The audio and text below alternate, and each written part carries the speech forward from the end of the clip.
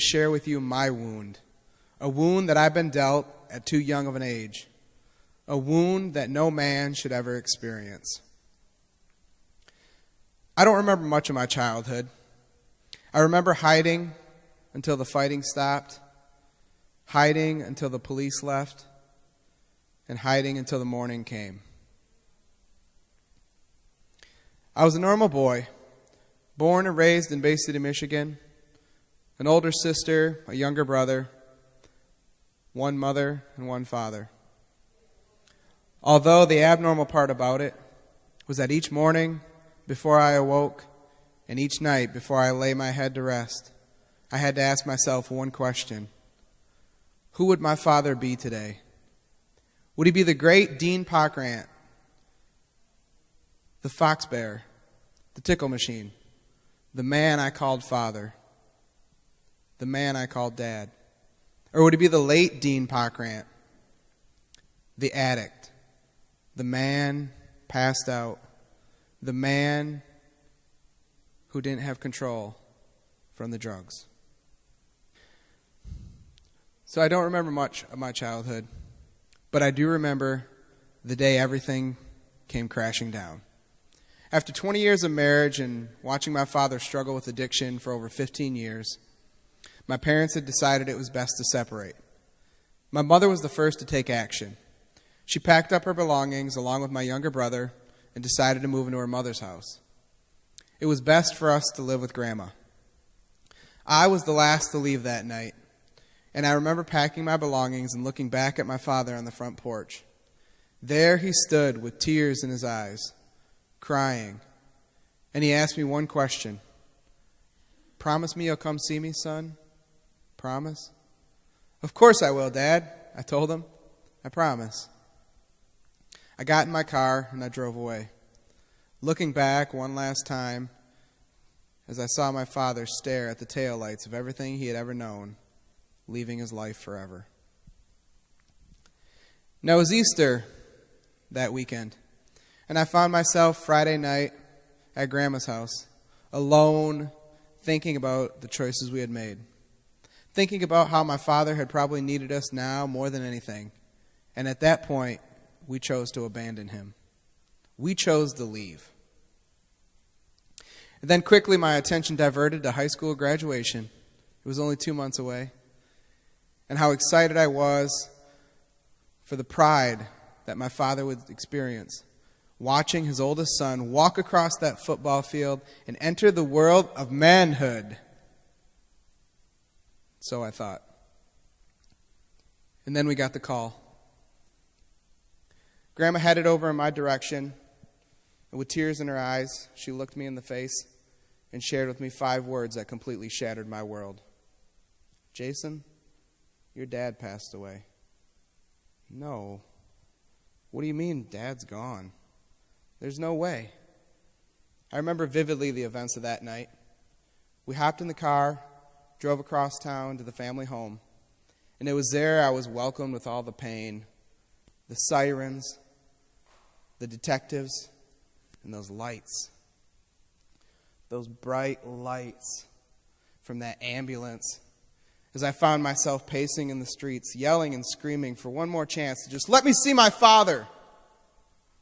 But to no avail. All I could think about was punching that ambulance light. And after 2 hours of unanswered questions, it finally happened. I stood there and watched as they wheeled that gurney out before me. And there I saw my father, lying there, lifeless, still, covered with nothing more than the sheet of angelic whiteness. And it was in that moment that I realized my father was truly gone. He was gone. He was never coming back. And gone with him were any dreams I had of my future. My father was supposed to grow old with me, model how to raise children for me, and most importantly, show me what it meant to become a man, a husband, and one day, a father.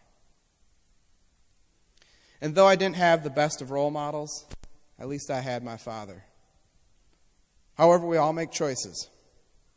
And my father fought a fight he couldn't win. And at the age of 47, his addiction took his life. And it wasn't street drugs. No, in fact, sadly, it came straight from the doctor's office. Prescription pills. The painkillers that were meant to heal his pain were the ones that created all of mine. So on the morning that we intended to celebrate Good Friday, instead we found ourselves mourning the loss of my father. And I will always remember that day, April 9th, 2004, as the day I became fatherless.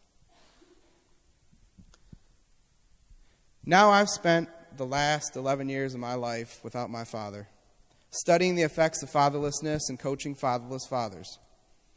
And there's one similarity that I find in these men's struggles that correlates to the life I lived for far too long. In the wake of such tragedy and adversity of losing a father, a young man unconsciously goes on a new journey. We enter a journey from fatherless to fatherhood.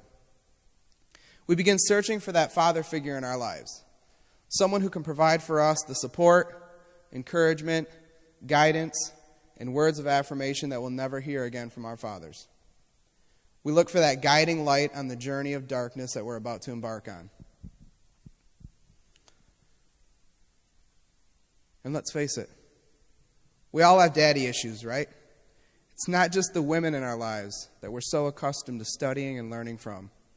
For us men, us fatherless fathers, we too are wounded.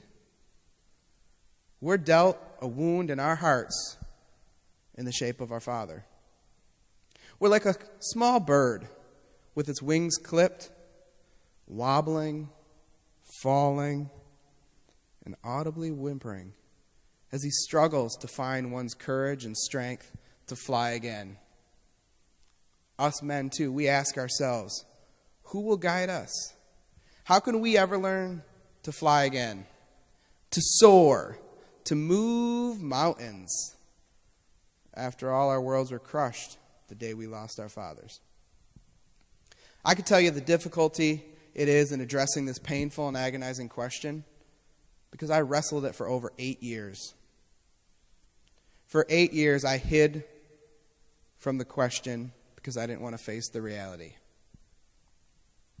And it wasn't until I decided to face that question head on that I discovered the first lesson on the journey from fatherless to fatherhood. We must conquer the battles of our past to create victories of our future.